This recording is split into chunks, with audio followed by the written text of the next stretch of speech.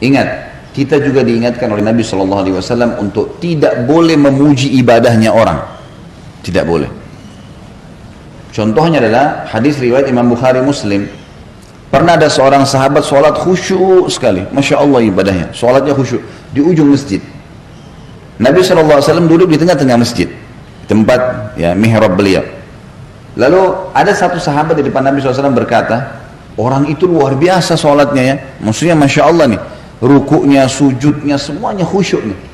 Kata Nabi SAW, kalau kau ucapkan didengar oleh dia, kau telah membinasakannya. Kau telah membinasakannya. Karena kalau kita puji dia, tadi kamu sholat Masya Allah ya, misal kita niatnya sebenarnya baik aja, karena orang ini memang kita kagum ibadahnya, maka sudah cukup untuk membuka pintu riya pada dirinya ya. Tadi mungkin dia khusyuk, sekarang tiba-tiba syaitan bisikin, tuh kan kamu ketahuan, kamu hebat, kamu begini, dia iyakan, batal.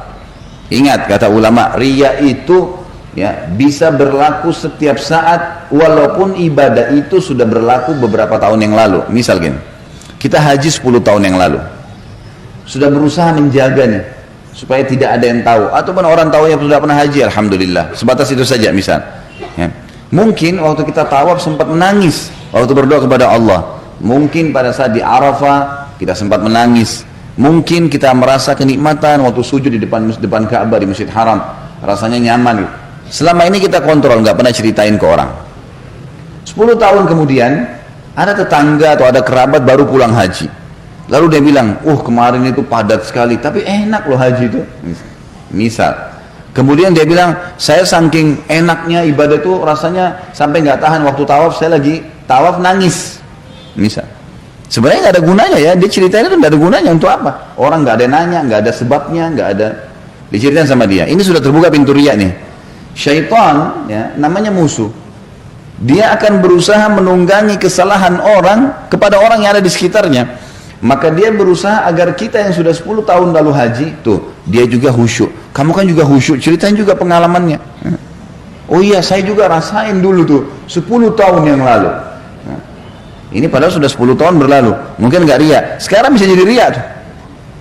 Jadi riya itu bukan hanya pada saat ibadah sedang dikerjain. Jadi jangan Bapak Ibu anggap, tadi saya sudah sedekah ikhlas kepada Allah, berarti besok bisa saya ceritain. Nggak bisa. Diceritain besok, diceritain tahun depan, niatnya riya terhapus dari buku amal gitu. Jadi usahakan mulutnya dikontrol, jangan ngomong apapun ya. Tidak perlu orang tahu. Lebih baik kita dikenal di langit daripada kita kenal di dunia, di bumi. Di langit semua kenal kita, malaikat kenal semua orang soleh. Untuk apa di bumi kita dikenal, teman-teman sekalian? Dan semua orang yang bisa mengontrol ibadahnya di dunia sehingga ikhlas karena Allah, dipastikan efeknya kepada orang sekitarnya besar, plus lagi artinya orang nanti akan dapat petunjuk dari dia saja. Mungkin dia hanya ke masjid, orang tiba-tiba ikut dengan dia ke masjid. Mungkin dia tidak ngomong, mungkin kalau dia lewat ada orang minum khamar, khamarnya dibuang gara-gara ditahu ini orang soleh, tiba-tiba orang dengan sendirinya patuh dengan Allah tanpa dia ngomong gitu, perilakunya bisa jadi petunjuk gitu kan. Orang yang bisa mengontrol ibadahnya di dunia, dipastikan pada saat dia sudah meninggal, Allah subhanahu wa ta'ala akan bongkar ibadah-ibadahnya untuk jadi pelajaran buat manusia. Jadi nggak usah repot-repot ceritain, Allah punya cara. Kisah orang-orang soleh yang dinukil kepada kita, banyak sekali kisah mereka, bagaimana mereka menjaga keikhlasan. Allah subhanahu wa ta'ala ya abadikan keikhlasan mereka itu. Seperti kisah Imam Malik misalnya, rahimahullah, gurunya Imam Syafi'i yang meninggal tahun 179 Hijriah. Waktu beliau menulis buku Kitab Muwatta, ya. Kitab Muwatta yang tadi salah satu hadis yang disebutkan di sini diriwayatkan oleh Imam Malik dalam Kitab Muwatta. Dan Kitab Muwatta salah satu dari 9 buku hadis yang dijadikan sebagai rujukan umat Islam. Ringkas cerita waktu beliau nulis Muwatta, rupanya satu orang, beliau di Madinah. Akhirnya ulama-ulama yang memang menganggap Imam Malik sebagai saingannya, ya, ada orang begini subhanallah, menuntut ilmu untuk bersaing dengan para ulama. Ini nggak boleh ya. Ini akan disiksa oleh Allah SWT di neraka. Kata Nabi SAW, siapa yang belajar ilmu untuk menyaingi para ulama, gitu kan, maka dia akan dimasukkan ke dalam neraka jahanam. Ya, nggak bisa ini. Yang jelas Imam Malik rupanya waktu menulis kitab Muwatta, dan buku ini adalah hadis-hadis yang dihafal oleh beliau, maka banyak orang-orang yang merasa saingan dengan Imam Malik menulis juga dan menamakan juga buku mereka Muwatta. Sampai kalau nggak salah itu ada 1000 buku Muwatta. Murid-muridnya tanya, wahai Imam, Ini semua orang-orang pada saat dengar Anda tulis kitab Muwatta, mereka pun berlumba-lumba menulis, dan mereka bukannya nyari nama lain. Emang mau ingin Imam Malik gitu. Banyak sampai 1000 buku ini. Buru-buru menulis. Kata Imam Malik, maka lillahi fahuwa baq.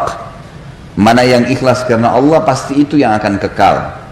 Betul, subhanallah. Pada saat Imam Malik meninggal, dan ini ulama-ulama juga meninggal, gitu kan?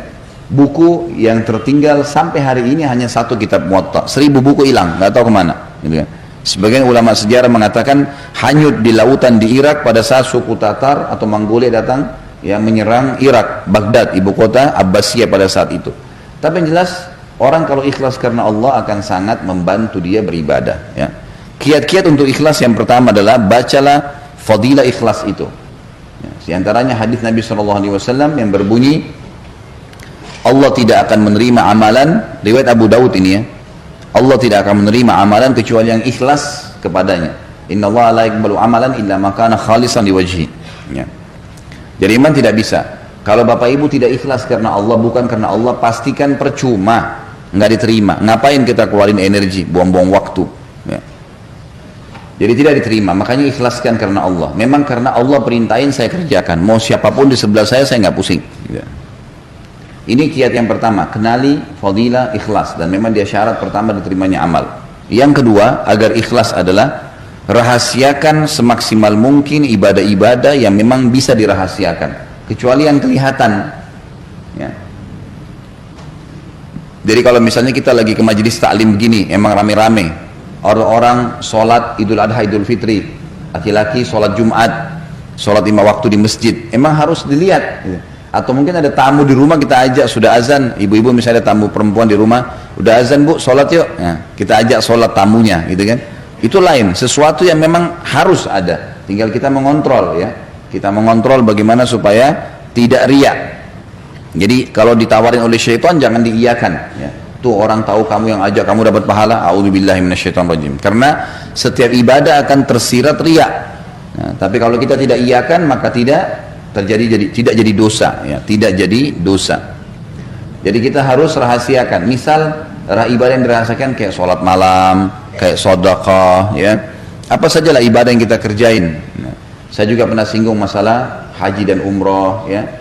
Jadi kalau orang sekitar harus tahu, ya sudah, lihat nggak masalah. Tapi kalau iklanin, undang orang, ya. Kemudian pernah saya bilang itu orang kalau mau haji pakai, akhirnya ada istilah walima safar, ya. Walima itu istilah makanan untuk pernikahan dalam agama. Tapi di Indonesia yang penting ada bahasa Arabnya, ya.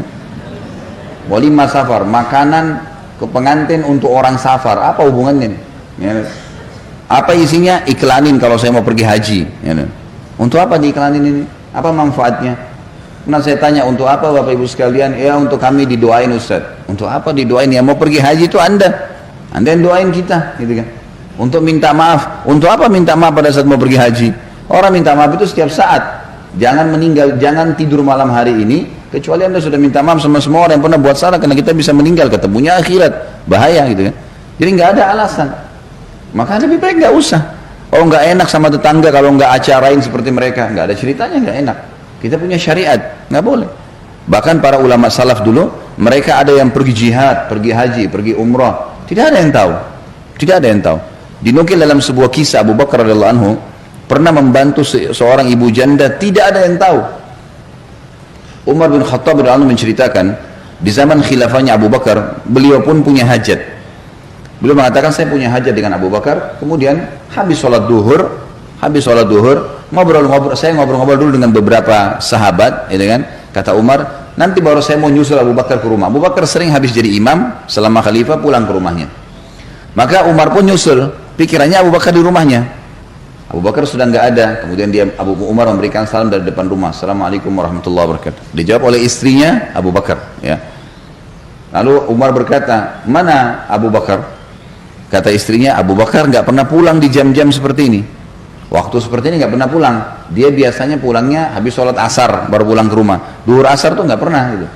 Kata Umar, tapi kami menyaksikan dia selalu pulang ke rumahnya. Kata istrinya, tidak ada. Baiklah, Umar cerdas nih.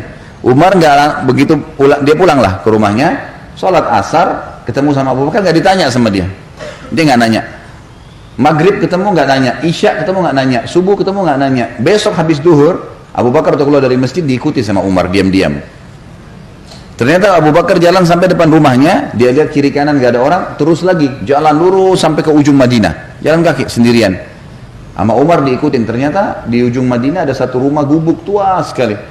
Abu Bakar pamit salam, terus ada seorang ibu tua jawab, lalu kemudian Abu Bakar pamit masuk ke dalam, diizinkan masuklah ke dalam rumah tersebut. Umar menunggu di sebelah tembok rumah. Lalu Abu Bakar mengerjakan apa yang dia ingin kerjakan pada saat itu, kata Umar. Lalu kemudian setelah Abu Bakar pergi, saya pastikan dia sudah jauh, lalu saya ketuk rumah itu. Lalu saya berikan salam, dijawab oleh seorang nenek. Ya. Lalu saya bilang, ibu, apa ibu izinkan saya masuk? Kata ibu itu, silahkan. Ternyata Umar bilang waktu saya buka pintu, ibu itu tua, sangat tua dan buta matanya, sendirian tinggal di rumah itu. Lalu kata Umar, wahai ibu, saya boleh nanya? Dia bilang, silakan. Siapa tadi yang datang itu? Ya. Ibu ini buta ya, ibu ini buta, tua dan sendirian. Kata ibu itu, saya nggak kenal siapa dia, karena dia nggak pernah sebut namanya. Lalu kata Umar, apa yang dia lakukan di rumah anda ini? Dia bilang, setiap hari anak itu dari zaman Nabi SAW masih hidup, kan Nabi sudah meninggal, ini zaman kerajaannya Abu Bakar. Dari zaman Nabi SAW masih hidup, orang ini setiap siang datang ke sini membersihin rumah saya, buatin makanan buat saya, cuciin baju saya, dan siapin pakaian yang saya pakai untuk besok, setiap hari. Tiba-tiba Umar menangis radhiyallahu anhu, dan Umar mengatakan, dengan inilah Abu Bakar mengalahkan kami. Bayangin, dari sudah puluhan tahun melakukan, tidak ada yang tahu. Umar pun tahu karena ngikutin, kalau enggak tahu. Ini membantu seorang yang sangat tua, raja pada saat itu, datang ke rumah ibu janda dan bersihin rumahnya, sapu-sapu dan seterusnya. Dan setelah Abu Bakar meninggal, Umar melakukan hal itu. Terus saja beliau mencari orang-orang janda-janda yang susah, dibiayai, dibantu gitu kan. Dan setiap kali selesai dia mengatakan, inilah pelajaran dari Abu Bakar, inilah pelajaran dari Abu Bakar gitu. Ini contoh-contoh, ini salah satu contoh saja bagaimana mereka bisa mengontrol dan menjaga itu. Jadi kiat yang kedua, harus merahasiakannya. Renungi sebuah hadis riwayat Imam Muslim yang berbunyi, kata Nabi SAW, innallaha yuhibbut taqiyul ghaniyul khafi. Allah sangat cinta dengan hambanya yang taqi. Taqi itu bertakwa, diperintahin apa dikerjakan, dilarang apa ditinggalkan. Ghani, orang yang kaya dan suka bersedekah, ya, suka membantu orang-orang susah. Dan yang ketiga khafi, suka merahasiakan ibadahnya. Allah cinta dengan orang seperti ini, nggak ada yang tahu. Ya. Sampai kata Nabi SAW, bisa saja orang-orang yang rambutnya berantakan, penuh dengan debu badannya, tapi kalau dia bersumpah atas nama Allah, Allah terima doanya. Jadi jangan pernah anggap remeh. Hasan Basri pernah mengajarkan kepada kita Bapak Ibu sekalian, waktu membahas masalah definisi tawadhu. Tawadhu itu merendah karena Allah. Karena kata Nabi SAW, man tawadhu lillah rafa'ahullah. Siapa yang merendah karena Allah, Allah akan tinggikan derajatnya. Lalu para ulama waktu itu di Irak ngumpul, di kota Basra ngumpul. Biasanya para ulama ini mendiskusikan tentang hal-hal yang mungkin ada masalah sedang dihadapin, atau sebuah poin mungkin bagi orang awam tidak terlalu penting, tapi bagi para ulama penting. Waktu itu mereka sedang membahas apa definisi tawadhu. Apa sih tawadhu itu? Maka para ulama masing-masing berikan definisi. Hasan Basri diam, rahimahullah.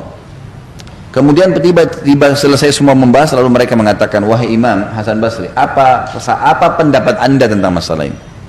Kata Hasan Basri, kalian sudah terlalu banyak ngomong gitu, sudah banyak definisi, tapi kalau kalian mau tangkap dari saya, ambil dari saya, maka ketahuilah tawadhu adalah jangan kau lihat muslim siapapun di depan mata kamu, bagaimanapun jenjang sosialnya, ekonominya, fisiknya, kecuali kau mengatakan pada dirimu, dia lebih baik daripada saya. Maka secara otomatis kita akan merendah, dan merendah ini akan membawa kepada ikhlas, tidak akan riak gitu kan. Biasanya orang riak karena dia merasa lebih hebat dari orang lain, maka dia menceritakanlah gitu kan. Maka ini ada hubungannya, bagaimana kita merendah, jangan sampai kita menganggap kita lebih baik daripada orang lain. Dan ini masuk dalam poin ketiga. Untuk ikhlas adalah seseorang selalu merendah, merasa dirinya kurang dibandingkan orang lain dari sisi ibadah. Kata Umar radhiyallahu anhu, kalau seandainya kau melihat seseorang yang lebih tua, maka katakanlah orang ini lebih dulu hidup dari saya, maka amalnya lebih banyak. Dan kalau kau lihat orang yang lebih muda, maka katakanlah anak orang ini masih lebih muda, dosanya masih lebih sedikit daripada saya. Otomatis kita tidak akan merasa lebih dari orang lain. Orang lebih tua, kita merasa bahwasanya orang ini lebih dulu hidup, berarti lebih banyak amalnya. Yang lebih muda, berarti lebih sedikit dosanya daripada saya. Sehingga kita terus merendah. Makanya kiat ikhlas juga ini adalah merendah, tawadhu. Kita harus merendah, jangan merasa lebih hebat dari orang lain. Ada orang begitu subhanallah, dalam para penuntut ilmu, syaitan masuk di pintu itu. Merasa dirinya lebih hebat dari orang lain, gitu kan? Sehingga berat untuk belajar. Mau dengar ceramahnya orang lain aja nggak bisa. Gitu. Subhanallah, saya lihat sendiri guru-guru kami dulu di Madinah, sampai saya ambil pelajaran dari mereka. Ada satu syekh dulu namanya Syekh Atiyah, salah satu ulama Masjid Nabawi sudah meninggal rahimahullah. Beliau terkenal sekali dengan pemahaman fikihnya. Jadi kadang-kadang teman-teman mahasiswa ini pada ngumpul di majelis itu. Gitu. Kalau kami lagi duduk, kami lihat sendiri tuh. Ada syekh-syekh sudah doktor ya, sudah ngajar, sudah dosen, bisa dikatakan guru besar di kampus, duduk dalam majelis bersama kami. Duduk belajar. Mereka tidak merasa malu duduk bersebelahan dengan muridnya, kalau memang dianggap itu manfaat. Jadi luar biasa gitu. Mereka merendah ya, mereka merendah. Maka ini poin yang juga ya, harus dijaga. Jadi kita sembunyikan yang kedua dan yang ketiga, kita merendah. Sehingga kita selalu terkontrol, tidak merasa lebih dari orang lain. Yang keempat, kontrol lidah, lisan. Kontrol lisan. Setiap mau ngomong, berhentiin. Nggak usah ngomong. Apapun, pokoknya berhubungan dengan ibadah, jangan ceritain. Jangan ceritain. Kecuali memang dalam keadaan-keadaan di mana kita pastikan tidak terbuka celah. Misal, Bapak Ibu mau ceritain ke anak-anak. Ya, anak-anak biasanya tidak jauh sekali kita dari riya, gitu kan. Nah, nanti sholat ya, ikutin ibu ya, gini loh sholatnya, gitu kan. Kita didik, bapak, ayo nak ikut sama ayah ke masjid ya. Masjid itu fadilahnya besar. Rasulullah SAW bersabda begini misalnya. Maka kita dalam menghadapi anak kita, nggak ada riaknya. Ya nggak? Bisa kontrol kan? Otomatis ya. Atau kita menasehatin orang tua kita, saudara kita, agar dia meninggalkan satu perbuatan salah. Saya yakin kita bisa mengontrol itu. Nah, kontrolan ini harus bisa kita milikin nih. Gitu kan? Sebagaimana kita kalau nasihatin anak karena kita sayang dengan dia, maka kalau kita bisa mengontrol itu untuk semua muslim, maka positif, nggak ada masalah, gitu kan? Karena ada memang firman Allah Subhanahu wa taala, fa amma bi ni'mati rabbika fahaddits. Kalau nikmat Tuhanmu boleh kamu bahasakan, hai Muhammad, Nabi Muhammad SAW. Ulama tafsir mengatakan kalau ada seseorang yang kalau dia sampaikan pengalaman dia bisa memberikan manfaat dan dia bisa mengontrol riya, tidak masuk dalam riya yang dilarang. Tapi ini memang butuh ilmu iman yang kuat ya. Dia bisa memberikan gambaran-gambaran pengalaman-pengalaman dia yang memang tidak diikuti oleh riya. Jadi jangan juga Bapak Ibu langsung menvonis kalau ada orang yang menceritakan pengalaman dia lalu dianggap orang ini berarti buruk. Enggak. Bisa saja mungkin dia sudah sampai pada level itu. Memang dia bisa mengontrol sebagaimana dia nasihatin anaknya, gitu ya. Misal di kota Jakarta ini tidak ada yang ikut jihad. Sementara jihad sekarang sedang terjadi. Lalu dia sudah ikut, dia punya pengalaman, lalu dia membicarakan, ini jihad itu begini loh, saya hadir ke sana, saya rasakan begini-begini, untuk motivasi orang, dan dia tahu dia tidak, memang betul-betul ikhlas agar umat Islam ini ayo bergerak, misal, gitu kan, maka itu tidak ada masalah. Sama halnya juga kata ulama, orang kalau menyampaikan program-program, ya, seperti sering saya setelah mengambil fatwa ulama tentang bolehnya menyampaikan program, kayak saya sering sampaikan, ini ada program sosial Bapak Ibu sekalian seperti ini, seperti ini, seperti ini. Kalau kita nggak sampaikan orang nggak ngerti, gitu kan? Maka harus disampaikan. Teman-teman yang minggu lalu, waktu datang teman-teman dari yang mengantar bantuan ke Syria, memang mereka pengalaman di lapangan. Mereka harus sampaikan. Memang kami buka sekolah tahfidz Quran, kami membuka pabrik-pabrik roti buat memberikan makan ke orang-orang dan harus diceritain untuk orang jadi tahu supaya memang mereka termotivasi mengerjakan ibadah itu. Tapi kalau dia juga menceritakan itu karena dia ingin dipuji ya sama, berarti masuk dalam bab riya. Baik. Itu saya tambahkan karena memang ada disebutkan di sini tentang qurra'ul mura'in, ya. Orang-orang yang baca Quran karena riya. Tentu ini contoh, maka semua juga masuk dalamnya seperti sholat karena riya, sedekah karena riya dan seterusnya. Kita masuk ke pasal ke-7, kerak jahanam. Maksudnya dasarnya ya. Disebutkan dalam surah An-Nisa, penulis mengangkat surah An-Nisa ayat 145. A'udzu billahi minasyaitonir rajim, innal munafiqina fid darkil asfali minan nar.